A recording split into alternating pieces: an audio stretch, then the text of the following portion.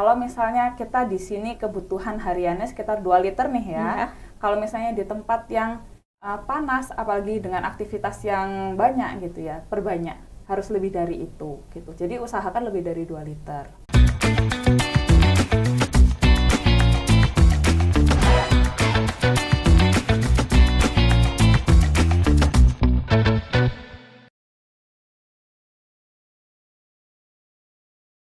Halo Tribuners, kembali lagi bersama saya Septiana Cahyani Eka Saputri dalam podcast Cakap Sana, Cakap Sini. Dan untuk episode kali ini kita kembali dalam tema kesehatan.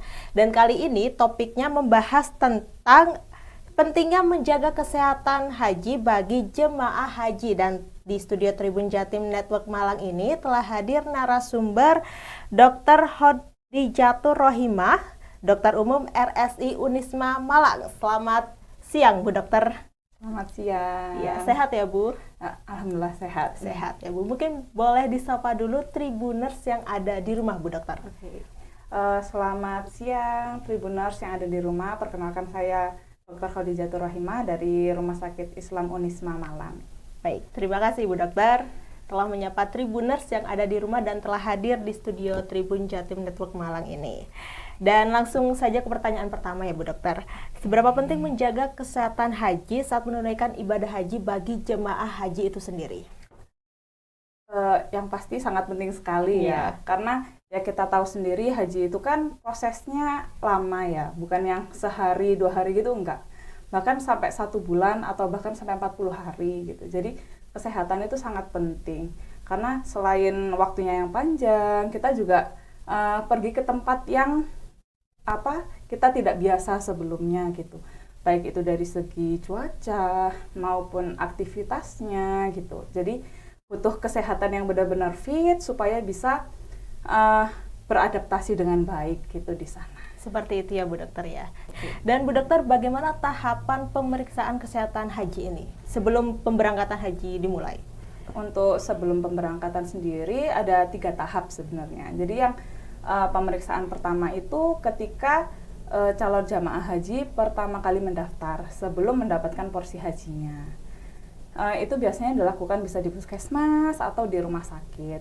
Untuk yang kedua atau pemeriksaan yang kedua itu ketika tahun pemberangkatan. Jadi ketika sudah pasti akan berangkat, maka akan dilakukan pemeriksaan lagi gitu. Itu juga bisa dilakukan di puskesmas ataupun rumah sakit. Dan kalau misalnya dari pemeriksaan itu ada masalah atau ternyata terindikasi resiko tinggi, maka akan ada pemeriksaan lanjutan oleh baik bisa dokter spesialis atau melakukan pemeriksaan tambahan yang lain gitu. Terus pemeriksaan tambahan lain itu seperti apa Dok? Misalnya kalau kan butuh ada ECG rekam jantung, atau kalau misalnya memang dibutuhkan itu ada foto toraks, foto dada gitu, seperti itu. Atau pemeriksaan darah lengkap juga gitu. Yang ketiga itu pemeriksaan di embarkasi. Jadi embarkasi. Iya, sebelum keberangkatan pas gitu. Iya, tapi kalau misalkan selama ini ya Bu Dokter ya, kan Bu Dokter juga pengalaman menangani kesehatan jemaah haji, dan masalah-masalah kesehatan yang sering dialami oleh jemaah haji itu apa sih Dok? Terutama yang lansia ini ya Dok ya, kan ini rentan kalau lansia. Karena memang kan kalau jamaah dari Indonesia sendiri kan kebanyakan yang berangkat itu usianya sudah lanjut ya. Iya. Jadi diutamakan ya Bu Dokter. Selain juga karena masa tunggunya juga lumayan lama ya. Itu seringkali tuh jamaah haji yang berangkat itu dengan penyakit penyerta, bisa darah tinggi, hipertensi, atau kencing manis, diabetes kayak gitu. Paling sering.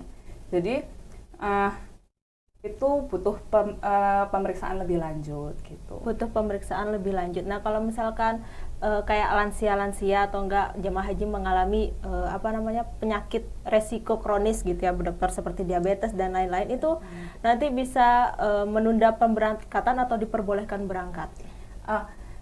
Jadi nanti itu dari pemeriksaan itu akan keluar hasil bisa berangkat atau bisa berangkat dengan pendampingan atau tidak bisa berangkat sementara dan tidak bisa berangkat. Nah, ini ada kriterianya masing-masing nih gitu. Kalau misalnya pasien dengan diabetes mellitus tapi dia terkontrol, tetap bisa berangkat. Tetap bisa berangkat. Kalau misalnya pasiennya dari pemeriksaan ternyata misalnya kanker hati stadium akhir, berarti ya tidak bisa berangkat. Atau kalau misalnya pasien dengan penyakit TBC gitu ya, itu biasanya tidak berangkat tapi ditunda sampai misalnya hasilnya negatif gitu. Negatif baru bisa berangkat seperti itu ya Bu Dokter ya. Dan kalau misalkan berapa kali pemeriksaan kesehatan bagi jemaah haji ini, Dok? Berarti kalau misalnya yang sebelum keberangkatan sendiri kan tadi 3 kali ya. 3 kali. Ya tadi yang ketiga belum disebutkan ya. Yang waktu embarkasi. Oh, embarkasi itu iya. Itu.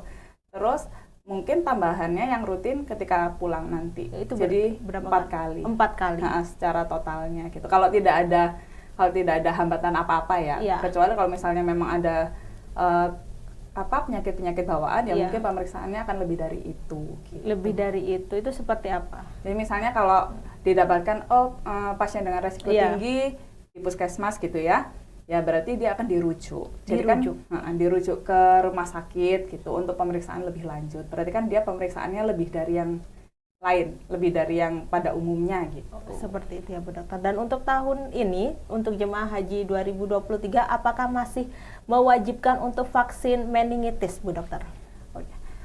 Memang mulai dari akhir tahun kemarin itu udah ada surat edaran bahwa vaksin meningitis sendiri itu sudah tidak diwajibkan bagi jamaah dengan visa umroh. Nah, tapi kalau untuk visa haji sendiri masih tetap wajib gitu. Masih tetap wajib ya Bu Dokter ya. Itu vaksinnya seperti apa sih Bu Dokter kalau meningitis itu? Vaksinnya seperti apa gimana? Bingung. Ya udah kayak proses tahapannya. Kayak proses tahapan vaksin meningitis sendiri itu seperti apa Bu Dokter? Jadi kalau untuk vaksin meningitis sendiri, kan memang dari tahun-tahun sebelumnya itu setiap orang yang mau pergi ke Saudi Arabia itu kan wajib vaksin meningitis. Nah, vaksin meningitis sendiri ini tujuannya apa sih? Untuk mencegah terjadinya penyakit meningitis gitu. Karena daerah Saudi Arabia itu tuh termasuk daerah yang endemi meningitis, dan di Mekah dan Madinah sendiri kan ada banyak sekali orang-orang ya, maksudnya dari berbagai penjuru dunia gitu. Dan salah satu ya orang-orang yang kesana kan salah satunya juga dari daerah Afrika yang notabene-nya juga endemi meningitis. Nah, harapannya ketika kita sudah vaksin meningitis, ketika kita kesana dan bertemu orang-orang yang mungkin karier meningitis, kita tidak tertular atau kita sudah punya antibodi terhadap meningitis itu sendiri. Untuk vaksin meningitis sendiri itu dilakukan berapa kali Bu Dokter? Kalau vaksin meningitis sendiri dilakukannya 1 kali, tapi itu berlaku selama 2-3 tahun. Seingat saya untuk yang sekarang berlaku selama 3 tahun gitu. 3 tahun berlaku selama. Jadi kalau misalnya sekarang saya sudah vaksin nih tahun 2023, terus 2024 atau 2025 mau umroh atau mau haji, seharusnya nggak perlu vaksin lagi karena masih ada kekebalan tubuhnya. Iya Bu Dokter. Dan juga kalau misalkan sedikit ya Bu Dokter membahas tentang meningitis, apa sih Bu Dokter meningitis itu?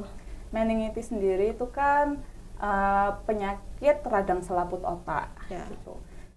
Tanda-tandanya itu bisa nyeri kepala, demam, terus mual muntah, bisa sampai kejang, dan sampai penurunan kesadaran gitu. Penurunan kesadaran. Jadi intinya dia adalah penyakit yang menyerang selaput otak atau bisa sampai dengan ke sistem saraf pusat kita gitu. Sistem saraf pusat itu ya. Terus cara pencegahannya bagaimana Dok? Cara pencegahannya kan untuk meningitis sendiri, kalau dari bakteri yang Neisseria meningitidis yang kita vaksinkan itu penularannya lewat droplet atau air liur gitu. Pencegahannya satu yang pasti adalah vaksin. Yang kedua bisa menggunakan masker gitu kan, supaya tidak ada, maksudnya nggak kena air liur dari orang lain ya, kita pakai masker gitu. Seperti itu ya Bu Dokter ya. Tapi meskipun saya misalkan belum pergi umroh atau belum pergi haji boleh vaksin meningitis ya Bu Dokter? Boleh. Itu syaratnya seperti apa? Kalau misalnya tanpa keperluan ke luar negeri nih ya misalnya, ya langsung aja ke sentra atau apa namanya fasilitas kesehatan yang menyediakan vaksin vaksin gitu. itu ya Bu Dokter. Berarti langsung datang ke fasilitas kesehatan ya Bu Dokter ya, rumah sakit, bisa. puskesmas, klinik. Kalau puskesmas sendiri nggak rutin memberikan. Oh, nggak rutin memberikan. Iya. Berarti rumah sakit aja.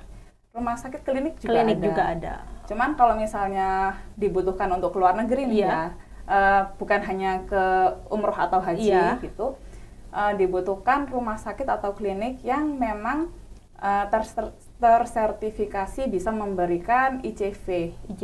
ICV itu jadi bukti internasional gitu bahwa seseorang sudah melakukan vaksin itu. Oh, sertifikat gitu kayak sertifikat buku kuning gitu. Oh, kayak sertifikat vaksin COVID gitu ya Bu? Ya, tapi diakui secara internasional. Oh, internasional. Oh iya. Dan Bu Dokter, selain vaksin meningitis ini juga peserta jemaah itu juga diwajibkan vaksin COVID-19 dan vaksin influenza musiman ya Bu Dokter ya? Kalau untuk yang vaksin COVID-19 memang wajib. Iya, wajib. Minimal 2 kali. 2 kali, bukan 3 kali yang setahu saya 2 kali. Cuman akan lebih baik kalau sudah booster. Iya. Terus untuk yang vaksinasi influenza musiman ini tidak diwajibkan tapi sangat disarankan. Gitu. Jadi kayak sunnah lah gitu ya.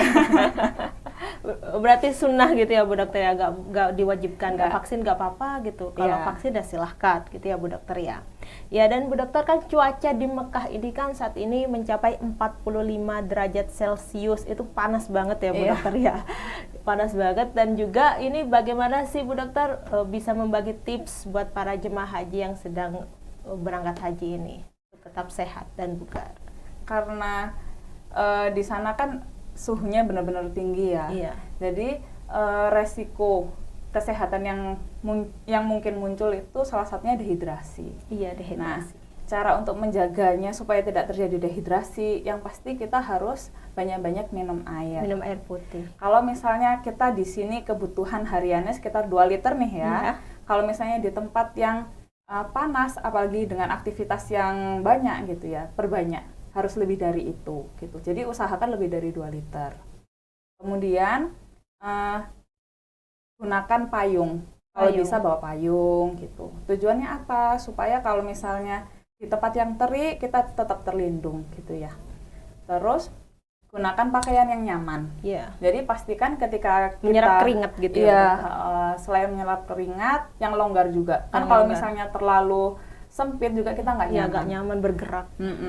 Terus hindari beraktivitas di luar terlalu banyak, kecuali kalau memang benar-benar butuh gitu. Soalnya kalau misalnya kita banyak beraktivitas, kebutuhan air juga akan semakin meningkat gitu. Jadi resiko untuk dehidrasi pun akan meningkat seperti itu ya Bu Dokter ya. Terus untuk menjaga pola makannya seperti apa Bu Dokter? Kalau untuk pola makan sendiri, yang harus dipastikan satu, cukup karbohidrat. Kan karbohidrat ini kan sumber energi ya. Kemudian protein juga gitu. Jadi pastikan makannya ada karbohidrat, protein sama serat gitu, dan air yang cukup gitu. Sama selain itu juga pastikan kalau misalnya makan dari sumber yang bersih gitu kan. Kita nggak kepingin ya di sana tiba-tiba keracunan makanan terus sakit perut kan ya, akan menyulitkan kita juga di sana gitu. Jadi pastikan menjaga kebersihan makanan yang dimakan juga gitu sih. Seperti itu ya Bu Dokter ya. Dan selanjutnya ya Bu Dokter ini ya, berapa biaya yang diperlukan untuk pemeriksaan haji sendiri Bu Dokter? Untuk pemeriksaan haji sendiri, ini kan tadi seperti yang saya jelaskan kan ada beberapa ada beberapa tahapan ya. Itu tergantung masing-masing tempat pemeriksaan. Kalau misalnya di puskesmas sama di rumah sakit jelas akan berbeda. Kalau misalnya di rumah sakit di RSI Unisma sendiri, kalau untuk pemeriksaan haji sekitar 800.000. 800.000 per orang? Ya, gitu. Itu sudah pemeriksaan darah juga gitu. Sekitar segituan sih. 800.000 ya Bu Dokter. Tapi paling mahal berapa Bu Dokter? Paling mahal Soalnya kalau misalnya nanti habis pemeriksaan awal nih, Iya. ternyata resiko tinggi untuk Iya. pemeriksaan yang lain ya itu tergantung masing-masing tambah-tambahan. orang. Iya, Tambahan. benar. Tetapi minimalnya itu 800.000 per orang ya Bu Dokter ya. Ya, baik Bu Dokter. Bu Dokter Khodijatur Rohimah, terima kasih ya Bu Dokter atas waktu dan kesempatannya telah memberikan materi tentang pentingnya menjaga kesehatan bagi jemaah haji yang saat ini sedang melakukan haji di Mekah, Arab Saudi, dan semoga materi yang disampaikan oleh Dr. Khodijatur Rohimah ini bermanfaat untuk jemaah haji dan juga bagi Tribuners yang ingin menunaikan ibadah haji tahun-tahun berikutnya. Seperti itu. Baik, terima kasih ya Bu Dokter telah hadir di studio Tribun Jatim Network Malang ini. Baik Tribuners, sampai di sini dulu perjumpaan saya kali ini. Saya Septiana Cahyani dan Ibu Khodijatur Rohimah. Dr. Khodijatur Rohimah. Pamit undur diri dan sampai jumpa. Dadah.